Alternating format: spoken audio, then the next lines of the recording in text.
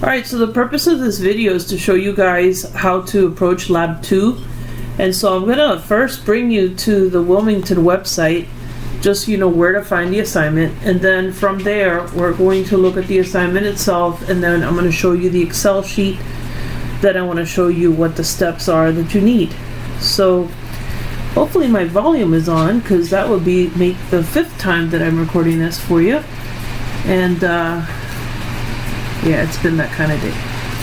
Anywho, so here we are. As you open up your Canvas websites, you're going to go to Canvas, you sign in, and then you go into your class. From your class, you're going to go into the Assignments tab. So once you go there, go to Assignments. As you can see, click on it. And then the assignments are listed in order. So it begins with tests, and then it goes to discussion, then it goes to the actual assignment, and then lab, which is what you want. So we want week 5 Excel Lab 2. And there you have all the information you need. You have the assignment, you have the Excel template, and you have the scoring rubric for the assignment. What you will need is access to this website, which I'm going to show you on the screen so you can grab it from here as well. But I am going to upload a second version of the assignment with the actual link installed, so you can just click on it, make your life easier. So we're going to use www.2.stetson.edu/ and then tilde jrasp/data.htm. Okay. The data file that I selected is the body fat data set. And so when you go to Excel, you'll see that I've grabbed that data set and I've thrown it into Excel. And it's sitting right here. This is what the entire data set will look like. You're not going to use all of this. You're just going to use column B, which is the body fat. Alright, for the sake of doing this clearly as you can see, I'm not fibbing. Look down here, you see all those sheets. Those are the 5 different recordings I've done of this, and it just keeps running out of memory. I don't know what the issue is with this machine, but hopefully this will take. Alright, so what we want to do is, after we copy this, we're going to control paste it back into the new Excel sheet. And then what you want to do at this point is we want to go to data and data analysis. Now, what I'm about to do here is clearly explained to you in this document. So if you open up this document, which I meant to show you as well, this is your actual assignment. So when you look at the assignment, you'll notice that it says, you'll find your own data set, but I'm going to actually give you access to a few data sets you choose.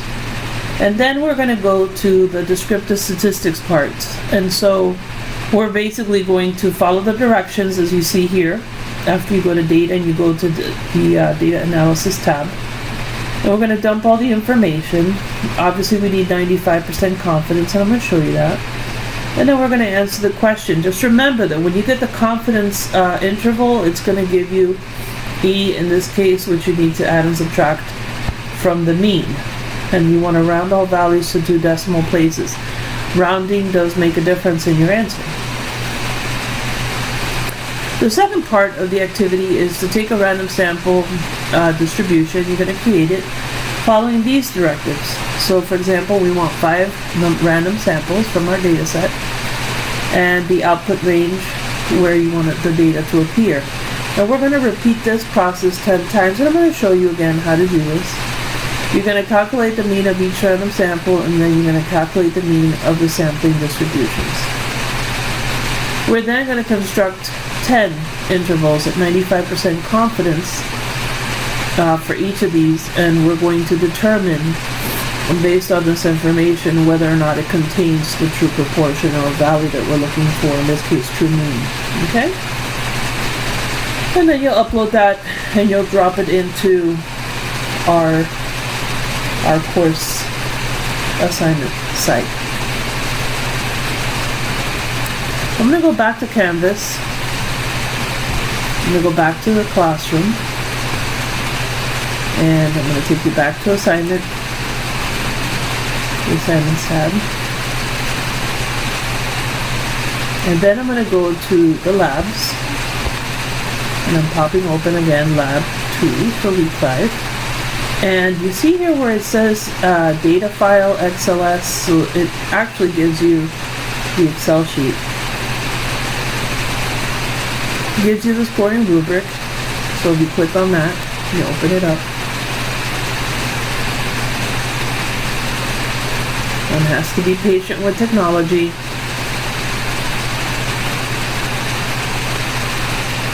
Alright, and then let's see here, what's what I wanted. Here's my template. And so it already gives me the template. You should be giving me a template if it's already prepared. So it's not going to do that for me right now because I have all of the information pulled up. So anywho. Alright, so what you notice here is I have a clean template and I have my data in A1 to A253 because I have a label. Alright, so what that means to me is basically you're better off just highlighting it at this point. And so I tried to type it in, it's not being very cooperative, but that's okay. Okay, so according to this, let's see, it looks like it took the data. But because I included the label, I have to click on label in first row. Now, for the output range, what I'm going to do is I'm going to ask it to give me the output in E1 to E15. So anywhere in here, it's going to drop the data. I want to click on summary statistics and confidence level for the mean. And I'm going to change this level to 95% confidence. It's in percentage, so there's no decimal. Hit OK. And voila. So that is basically the first part of the data, and so there, well, Murphy's Law, that is the original data sheet that you're going to fill this data into. I'm going to try not to use my mind at this point.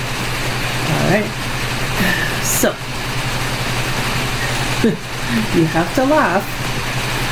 Technology. Anyway, so I'm going to go ahead, I'm going to control copy this, and I'm going to go back to that page that just decided to finally open up. And yes, sure. I'm going to go ahead and I'm going to throw my data in here, which is the body fat data. Making sure all 200 and, yes, perfect. So 259 should be correct, because we're starting at line 7. So remember, there's 252 data points. So if you notice here, you see how this is at D7? Okay, so at D7, that's where I want my data to fall. So I'm going to go back to that data and back to data analysis. I'm going to select on Descriptive Statistics and I'm going to hit OK. Actually, you know what? Before I do that, something came to me, and I remembered I also recorded, in case you don't have that function already set up, that you need to take a few steps, and you're going to go to File Options, and you're going to go to Add-ins,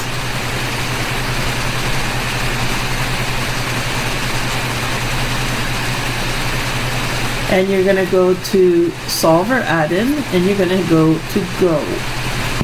In Go, you make sure that the Analysis Toolpack and the Solver Add-in are all checked off, and hit OK, and then this should show up under the Data tab. Sometimes you have to make sure, because it hides, so just make sure you can see it. Alright, so going back to this, now that I did all that, I'm going to go to Descriptive Stats, and I'm going to hit OK. And now you see here for the output range, I'm going to change this so that my output range is all of this. And that's what I want. Actually, I don't want the E column, I just want the D. So let me go back and let's highlight this again. And there you are. Okay. Notice that I want, in this case also, to change this information because my data is listed here. So I'm going to go ahead and I'm going to grab from number 7 all the way down to 259, I believe. Right there. Alright? And make sure that you have the sigma column. We do have a label. And 95% confidence, and I'm good. So now that we have all of that, I'm going to hit OK. And there you go. That's what your descriptive stats portion of your assignment should look like. Okay. Now, what we're going to do, if I need a confidence interval for this, technically, my confidence interval should be equal to the actual mean, which is up here at 18.9. We're going to do minus the confidence level, which is nothing more than the margin of error at this point. And we hit enter. That's our lower confidence level. So I will call this the LCL, lower confidence level. And then here is the UCL, the upper confidence level, where I'm going to say this is equal to the mean plus the confidence level. That's not correct. Let's try that one more time. This is equal to that mean plus that confidence level. There we go. And so there's our values at this moment. And you always want to go and try to keep this with the same number of decimal places. So I'm going to go to 18.0 and 19.9. If you want to go out to 3 decimal places, it's up to you. I believe the assignment says 2 decimal places. So in any case, that's your confidence interval right there.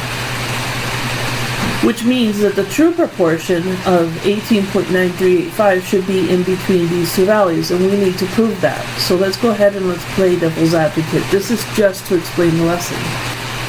So if I were to take this value plus this value, I need to remember to divide that value by 2, because I want to see if that average is what I expect it to be. And so that number divided by 2 should give me approximately, there you go, 18.938. See? That's how we know that our value is sitting there, and that is our expected number. Alright, now the second part of the assignment says we're going to go and we're going to select our data again, and we're going to go and we're going to do 10 samples of 5 per occurrence.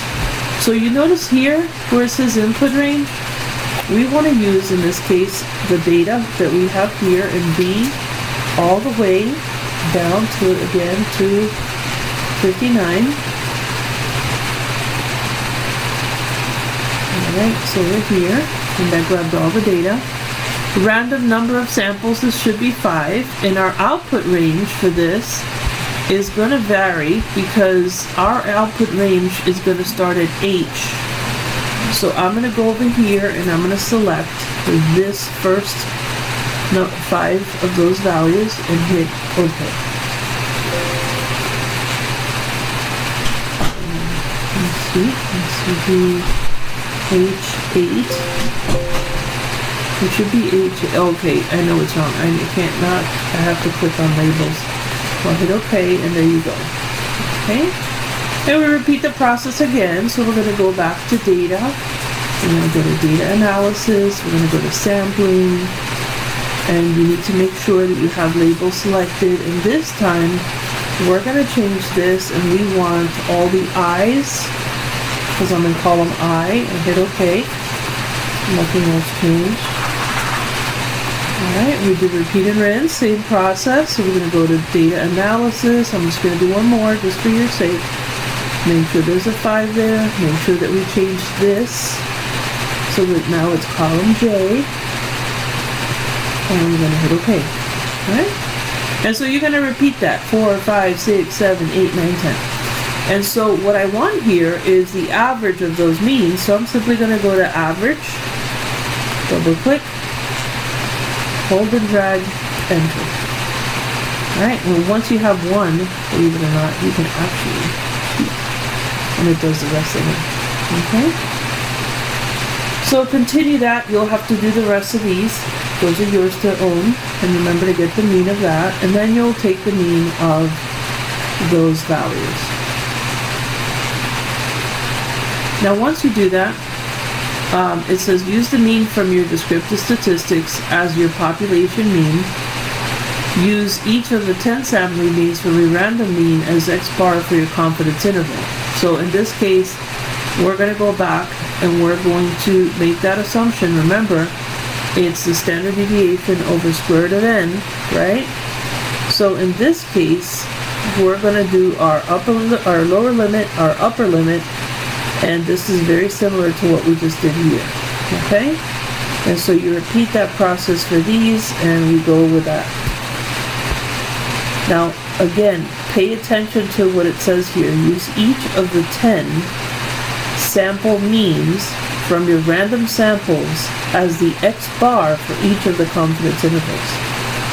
Alright? Alright, so with that said, that's pretty much what you're doing here. Creating the rest of this table, and I think you should be good to go. I hope this is helpful.